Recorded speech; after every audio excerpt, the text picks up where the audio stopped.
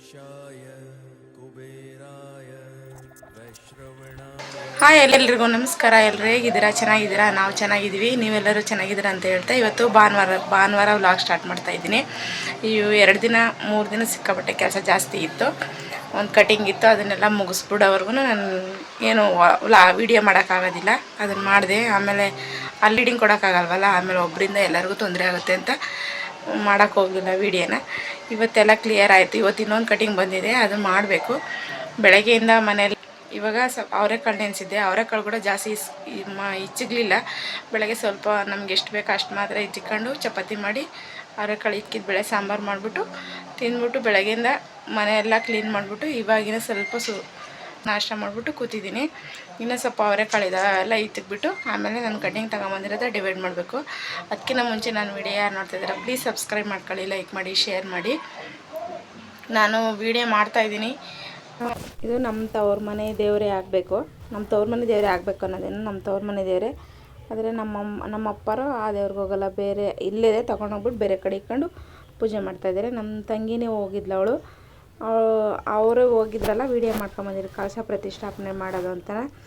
ಯಾರು ಏನು ಹಿಂದೆ ಮುಂದೆ ಹುಟ್ಟಿದವರೇ ಅಕ್ಕ ತಂಗಿಯರಾಗಬೇಕು ಅಂತ ಏನಿಲ್ಲ. ಭಾವಿಸಿದರೆ ಎಲ್ಲರೂ ಅಕ್ಕ ತಂಗಿಯರಾಗ್ತಾರೆ. ನಮ್ಮಲ್ಲಿ ಇರುತ್ತೆ ಅದೆಲ್ಲನ, ಹೆಂಗಿರಬೇಕು, ಯಾವ ಥರ ಇರಬೇಕು, ಯಾವ ಥರ ಭಾವಣಿಕೆ ಮಾಡ್ಕೋಬೇಕು ಅಂತ ಅವಳು ಅದೇ ಥರ ಇದ್ದಾಳೆ.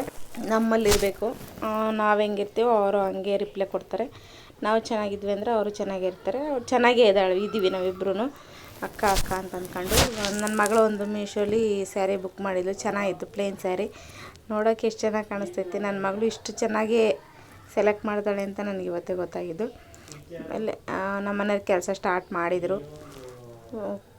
ಬೆಳಗ್ಗೆ ಸ್ವಲ್ಪ ಇಕ್ಕಿ ಚಪಾತಿ ಮಾಡಿದ್ನಲ್ವ, ಸಾಂಬಾರು ಮಾಡಿಬಿಟ್ಟು ಇನ್ನೊಂದು ಸ್ವಲ್ಪ ಇತ್ತು, ಅದನ್ನು ಇಟ್ಕೊಂಡಂತಂದು ಹೇಳ್ಬಿಟ್ಟು ತಗೊಂಡೆ. ಸಂಜೆಗೇನು ಸಾಂಬಾರು ಮಾಡೋ ಅವಶ್ಯಕತೆ ಏನಿರೋದಿಲ್ಲ, ಸಾಂಬಾರಿದೆ ಸಾಕು. ಸಾಂಬಾರು ಇದಕ್ಕೆ ಅನ್ನ ಮುದ್ದೆ ಮಾಡ್ಕೊಂಡ್ರೆ ಸಾಕು, ನಮಗೆ ಇಬ್ಬರಿಗೇನು ಸಾಕು ಅಂತ ಹೇಳ್ಬಿಟ್ಟು ಅದಕ್ಕೆ ಬಿಡ್ತೀನಿ ಅಂತ ಹೇಳಿದ್ದೀನಿ. ಸರಿ ಆಯಿತು ಅಂತ ನಮ್ಮ ಮನೆಯವರು ಅಂದೆ.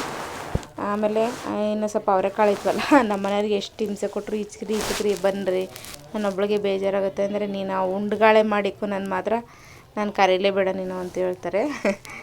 ಹಂಗೆ ಅವ್ರಿಗೆ